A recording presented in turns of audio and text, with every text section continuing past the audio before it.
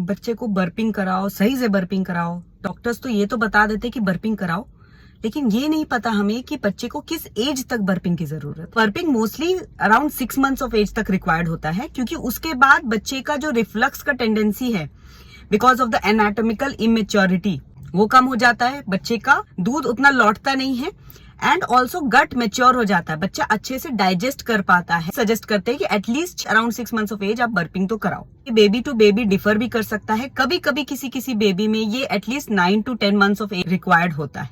आप कैसे समझोगे कि आपका बेबी को बर्पिंग रिक्वायर्ड नहीं है? तो आफ्टर 6 मंथ्स ऑफ एज अगर आपका बेबी हैप्पी है, प्लेफुल है, दूध पचा रहा है, उल्टी नहीं कर रहा, रिगर्गिटेशन नहीं कर रहा, ऐट नहीं रहा है गैस की वजह से, डिस्कम्फर्ट या पेट फूलने की दिक्कत नहीं हो रही है, देन यू गेस्ड राइट, आप बर्पिंग स्टॉप कर सकते हो।